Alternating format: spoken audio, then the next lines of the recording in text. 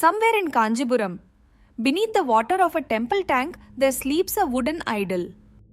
It has been underwater for centuries. It surfaces once every 40 years for 48 days and then returns to the water. The last time it surfaced, 2019, millions came. The next time, 2059. But this is not just a temple with a sleeping idol. Kanchipuram is one of the 7 sacred cities of India set to grant liberation. Ayodhya, Mathura, Haridwar, Kashi, Ujjain, Puri and Kanchipuram. The great poet Kalidasa called it Nagareshu Kanchi, the greatest among all cities. Within it stands one temple that carries 3 stories that cannot be found anywhere else in the world. This is Varadaraja Perumal Temple. And the story of why a god sleeps underwater begins with a furious goddess, a cosmic river, and a god who lay down to stop it.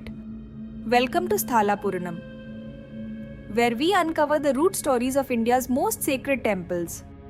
Today we travel to Kanchipuram, one of the Sapta Mokshapuris, the 7 sacred cities of India that grant liberation. The former capital of the Pallava dynasty, the city of 1,000 temples. And within its Vaishnava quarter, Vishnu Kanchi, stands the Varadaraja Perumal Temple, also known as Hastagiri, Attigiri, Perumal Kovil and Kanchi Kovil, one of the 108 Divya Desam, and the place where Ramanuja, the greatest Vaishnava philosopher India has ever produced, lived, served and found the answers that shaped his entire philosophy. The story of this temple begins before history. In the Satya Yuga, the first and purest age of creation, Lord Brahma had completed the creation of the universe and yearned for one thing, to see Lord Vishnu in his original divine form. He performed long penance but received no vision. Then a divine voice spoke, "Perform 1,000 Ashvamedha yajnas and your wish will be granted." But there is a shortcut. In Bharata, there is a sacred place called Satyavrata Kshetra. One good deed performed there yields the fruit of 1,000. Go there, perform a single Ashvamedha and Lord Vishnu will appear. Lord Brahma summoned Vishwakarma, the divine architect, and instructed him to build a sacred city at Satyavrata. Vishwakarma built a city so magnificent that even the celestials marveled at it. The place that is now Kanchipuram. And Lord Brahma began his great Ashvamedha yajna. But there was a problem. His wife Saraswati was furious with him. She had been away for a long time following an argument. Lord Brahma had declared Lakshmi more powerful than her, and she had left in anger. When Lord Brahma sent his son Vasishtha to call her for the yajna, she refused to come. And Brahma decided to proceed without her. This enraged her beyond all measure.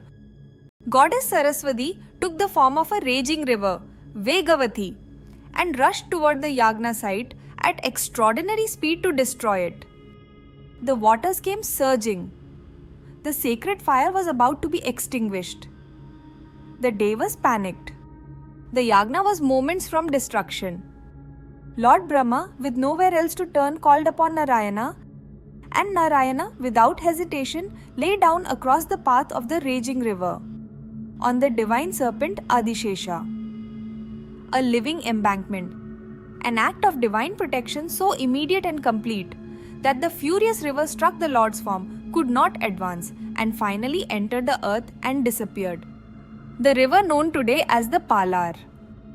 And the Lord who became the dam, who blocked the speed, was named Vegasetu, the embankment against speed.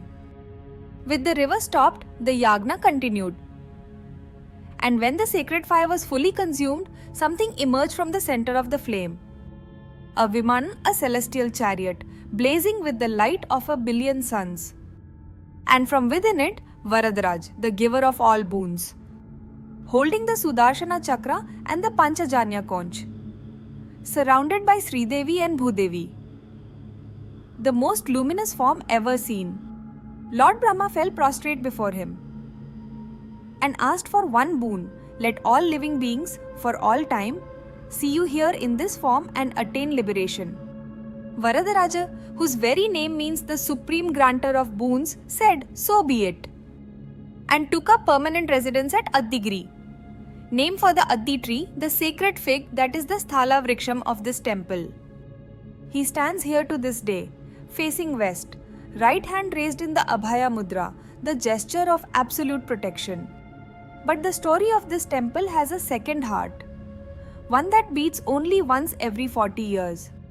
Beneath the waters of the Ananta Sarovaram, the sacred temple tank, there lies a wooden idol, carved by Vishwakarma himself from the wood of the Atti tree, the same sacred fig tree for which this place is named. This idol, Atti Varadar, is the original deity, the first form. The stone idol that devotees see daily in the main sanctum is the representative. The wooden idol was submerged for protection from the invasions that threatened temples across South India in the medieval period. In 1709, when the temple tank was emptied for maintenance, it was rediscovered. From that moment, a tradition was established. Every 40 years, for 48 days, Atti Varadar rises from the water to be worshipped. In the first 24 days, he is worshipped in the reclining posture, Kidanda Tirukolam. In the next 24 days, he stands, Nindra Tirukolam. And then he returns to the water for another 40 years. The last time Atti Varadar rose was in 2019, from July 1st to August 17th. Millions came from Tamil Nadu, from across India, from the Tamil diaspora across the world. Old people were carried in on stretchers. Young people waited in 10-hour queues, all to see, just once in their lifetime, the original Varadaraja. The next emergence will be in 2059. There are 2 lizards on the sanctum ceiling of Varadaraja Perumal Temple, 1 gold, 1 silver.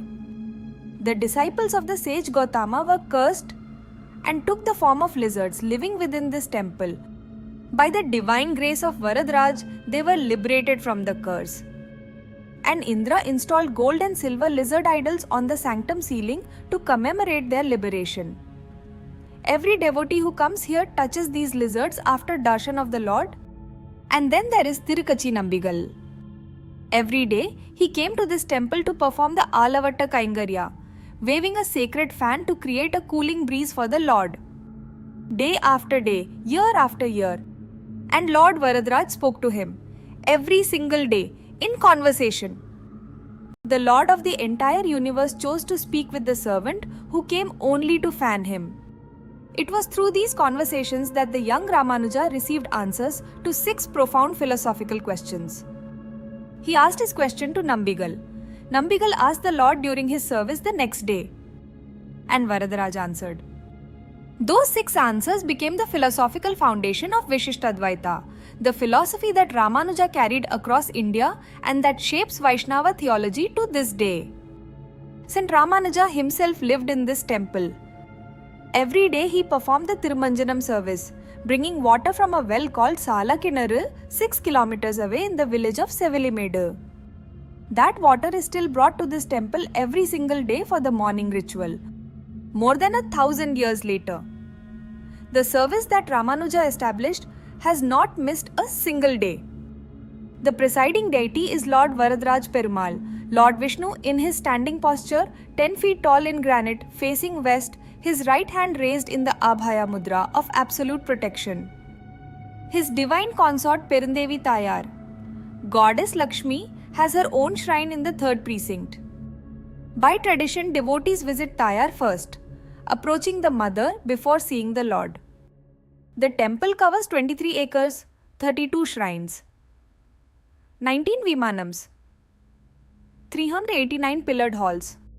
The 100 pillared hall is a masterpiece of Vijayanagara architecture and one singular architectural marvel, a stone chain carved from a single stone.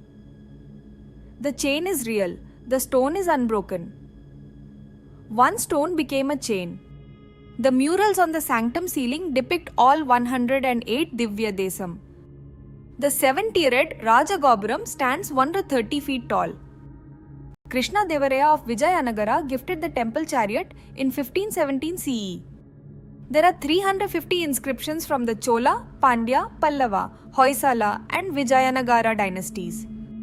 When Aurangzeb's forces threatened Kanchipuram in 1688, the deity was taken to Udiyarpalayam for protection and returned only in 1710. Robert Clive, the British general who attended the Garuda Seva festival, gifted a precious necklace, the Clive Maharkandi, that is adorned on the deity during special occasions to this day.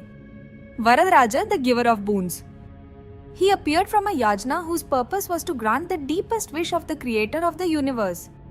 And Lord Brahma's wish was, let all beings for all time be able to see you and attain liberation. That wish was granted. That is what this temple is. Let us hear a verse by Bhutatalvar from Nalayiram Divya Prabandham.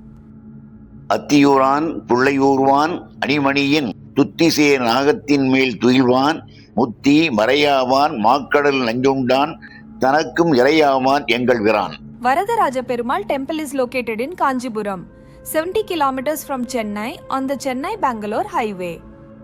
Temple timings: 6 am to 12 pm morning session, 4 pm to 8 pm evening session.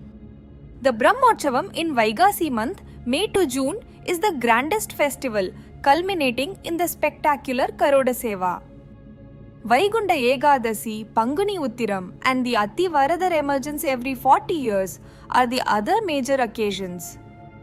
That is the story of Varadaraja Perumal Temple, where Lord Vishnu lay down against a raging cosmic river to save a sacred yajna, where a wooden idol sleeps underwater and rises once every 40 years, where the Lord spoke daily with his fan-waving devotee, and where a philosopher found the answers that shaped a tradition the world still follows.